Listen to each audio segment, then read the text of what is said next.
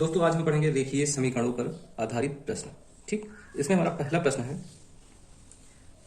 किसी संख्या के एक चौथाई से एक घटाने पर शेषफल एक आता है, तो वह संख्या बताइए। ठीक, तो इसमें क्या दिया गया है, किसी संख्या के एक चौथाई। इसमें संख्या तो कह रहा है कि किसी संख्या, लेकिन उस संख्या का मान हमको पता नहीं है। किसी संख्या के एक चौथाई से, तो सबसे पहले संख्या को हम मानेंगे, क्योंकि संख्या के बारे में तो कह रहा है लेकिन उसकी कोई वैल्यू नहीं दिया गया है। सबसे पहले हम क्या करेंगे, संख्या मान लेंगे। मानो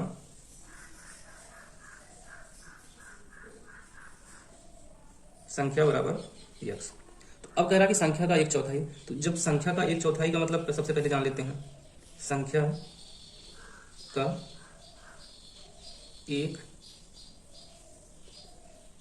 चौथाई।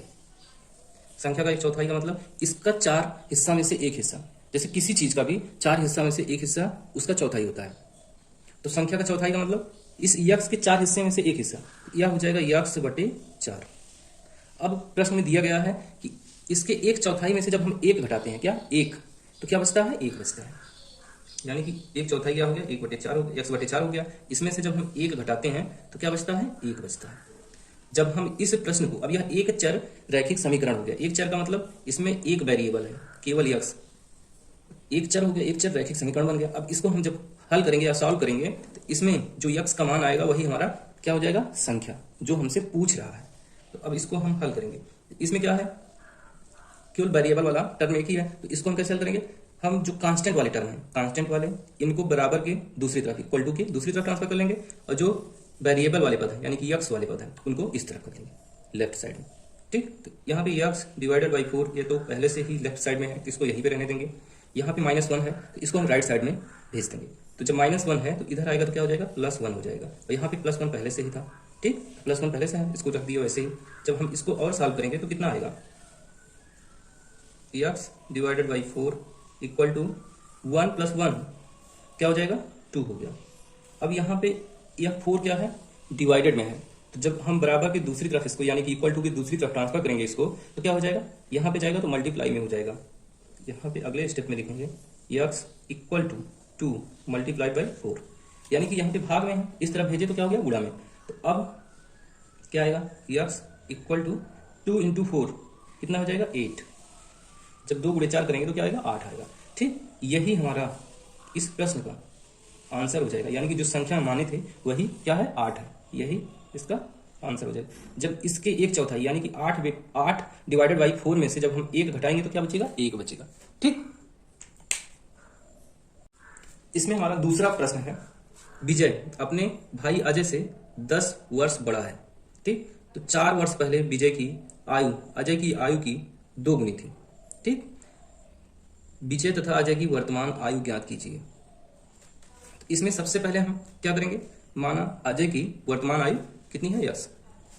तो जब हम अजय की मान लेंगे तभी तो कहेंगे कि उससे बड़ा कौन है, विजय है। कितना बड़ा, 10 साल बड़ा है। तो सबसे पहले हम अजय की आयु मानेंगे, माना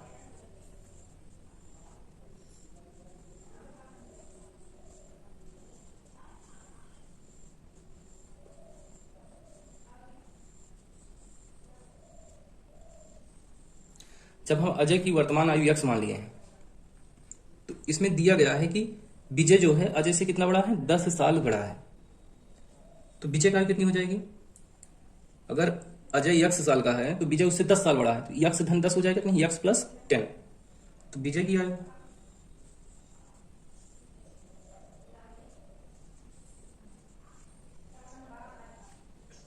यक्स प्लस 10, 10 साल बड़ा है तो 10 उसमें जोड़ दिया।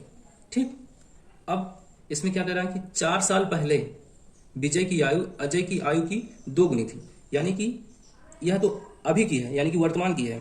इससे 4 साल पहले जो विजय की आयु थी, इसके अजय के 4 साल पहले की आयु से 2 गुनी थी। तो हम क्या करेंगे, 4 साल पहले सबसे पहले विजय की आयु निकालेंगे। 4 वर्ष पूर्व माने पहले विजय की आयु, 4 वर्ष पूर्व विजय की आयु कितनी हो जाएगी, यह तो अभी की है, तो इससे 4 वर्ष पूर्व यक्स प्लस 10 है, तो इसमें से 4 को माइनस करेंगे तब इसका पहले का आएगा ना, 4 वर्ष पहले, तो -4। ठीक, अब ऐसे ही हम 4 वर्ष पूर्व अजय की आयु निकालेंगे। 4 वर्ष पूर्व अजय की आयु, इसकी आयु कितनी है? अभी यक्स है तो 4 वर्ष पूर्व यक्स -4 होगा, यानी कि यक्स से 4 साल कम होगा ना, इसलिए यक्स -4 होगा। ठीक, अब हमको इनका 4 वर्ष पूर्व का पता हो गया है। तो इसमें कह रहा जो विजय है यह इनका 2 गुना है, किसका? अजय का। 4 वर्ष पूर्व, 4 वर्ष पूर्व में अजय का 2 गुना है कौन? विजय। तो यानी कि अजय की आयु कितना होगी? यक्स ऋण 4, यक्स -4, 4 वर्ष पहले। इसका 2 गुना, 2 गुना का मतलब 2 से इसमें गुणा हो जाएगा। इसका 2 गुना कितना होगा? यानी कि मल्टीप्लाई हो जाएगा 2 से, तभी तो 2 गुना होगा। किसी संख्या का 2 गुना होता है जब 2 से गुणा कर देते हो, तो 2 गुना, गुना का मतलब गुणा, मल्टीप्लाई। ठीक, बराबर है किसके? 4 साल पूर्व विजय की आयु के। तो 4 साल पूर्व वाली क्या है? X plus 10 -4। इसको हम क्या लिख सकते हैं? 10 -4 का मतलब हो गया यक्स प्लस 6। जब 10 -4 होगा तो प्लस की 6 बच रहा है, इसलिए x प्लस 6 हो गया। अब इसको हम सॉल्व करेंगे।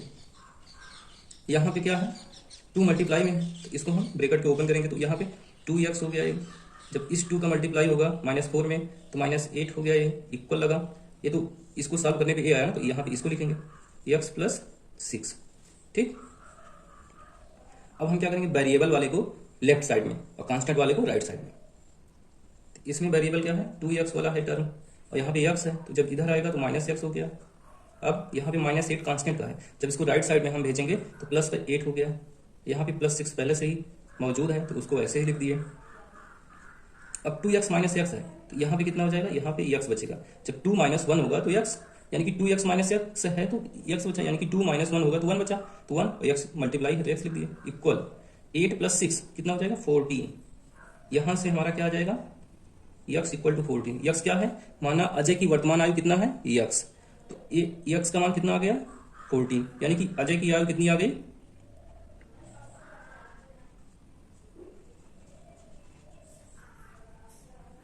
अजय की वर्तमान आयु कितना होगी? 14 वर्ष। ठीक, अब अगर विजय की पूछ ले तो 14 कितना? विजय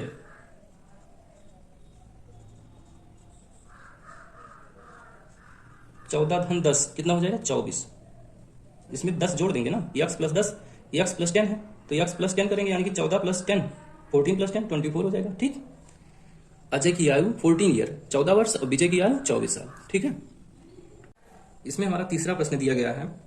एक त्रिभुज के अंतःकोण 3x है, 2x धन 20 है तथा 5x ऋण 40 है। तो हमको सिद्ध करना है कि सिद्ध कीजिए यह एक समबाहु त्रिभुज है। ठीक, सबसे पहले हम क्या करेंगे?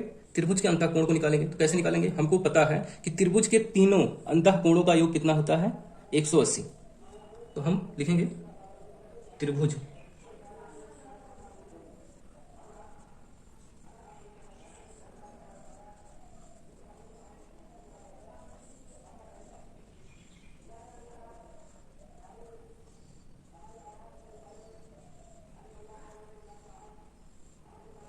एक 180 होता है। ठीक, त्रिभुज के तीनों अंतःकोणों का योग 180। तो हमको इसमें पहला कोण क्या दिया गया है? 3x। दूसरा धन करेंगे, जोड़ेंगे ना, योग का मतलब जोड़ना है तीनों को। 2x धन 20। तीसरा 5x माइनस 40। पहला 3x, इसको प्लस किए, 2x प्लस 20 दूसरा दिया गया है, प्लस 5x माइनस 40 तीसरा दिया गया। तो तीनों को ऐड करेंगे, इक्वल किसके है? 180 के। तो 180। अब हम क्या करेंगे? जो वेरिएबल वाले हैं उनको एक साथ ऐड कर देंगे। 3x 2x 5x 3 2 5 कितना होगा? 3 2 5 हो गया, 5 5 10, यानी कि टोटल हो गया 10x। अब यहाँ से प्लस के 20 है और माइनस के 40 है, इसको हम दूसरी तरफ ट्रांसफर करेंगे। यहाँ पे पहले से ही 180 है, जब प्लस 20 इस तरफ जाएगा राइट साइड में ट्रांसफर होगा तो माइनस के 20 हो गया, और माइनस के 40 है राइट साइड में जाएगा तो प्लस के 20। ठीक, जब हम इसको सॉल्व करेंगे तो कितना आएगा? सॉरी, प्लस के 40। जब हम इसको सॉल्व करेंगे तो कितना आएगा? 180 माइनस 20 160 हो गया, और प्लस 40 यानी कि 200 आएगा। ठीक, अब यहाँ से 10 जो है x के साथ में मल्टीप्लाई में है, तो जब हम इसको राइट साइड में ट्रांसफर करेंगे तो यह डिवाइड में हो जाएगा, यानी कि x equal to 200 divided by 10। अब यह कितना हो जाएगा? 20 यहाँ पे आ जाएगा, यानी कि यक्स इक्वल टू 20।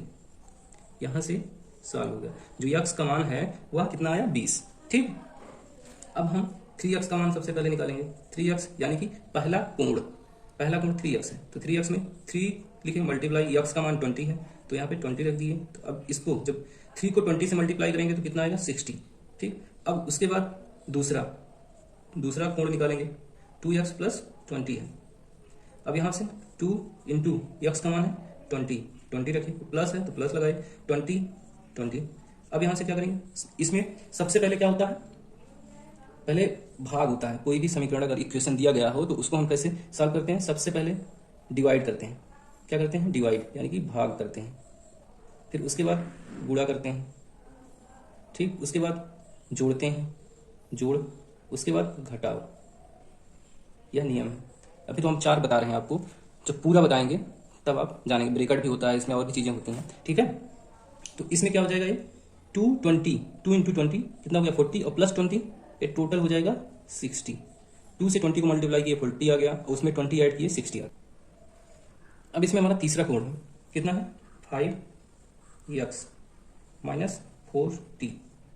अब इसमें x का मान क्या है 20 दिया गया है, तो 5 इंटू 20 माइनस 40 है, तो यही वाला है। 5 इंटू 20 कितना हो जाएगा 20 पंचे 100 यानी कि 100 हो गया, और माइनस 40, 100 में से 100 में से 40 माइनस करेंगे तो कितना आएगा 60। अब यहाँ पे क्या हुआ, पहला कोण 60 है, दूसरा भी 60 है, पहला भी 60, दूसरा भी 60, तीसरा भी 60। ठीक, तीनों एंगल कितने आ गए 60 आ गए। तो यानी कि जब तीनों कोण बराबर हों तो वह क्या होता है, एक समबाहु त्रिभुज होता है। ठीक,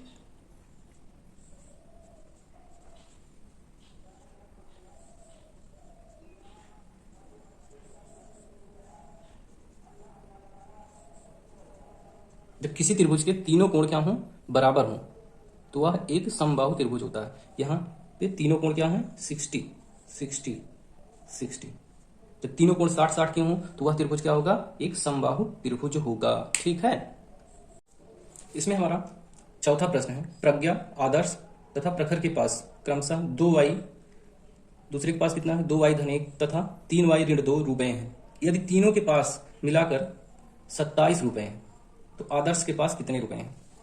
इसमें दिया गया है कि प्रज्ञा के पास 2y रुपए हैं, आदर्श के पास 2y धन 1 रुपए हैं तथा प्रखर के पास 2y ऋण 2 रुपए हैं। तो कह रहा था तीनों के पास मिलाकर कितने रुपए हैं 27 रुपए हैं। तो मिला का मतलब तीनों के पास मिलाकर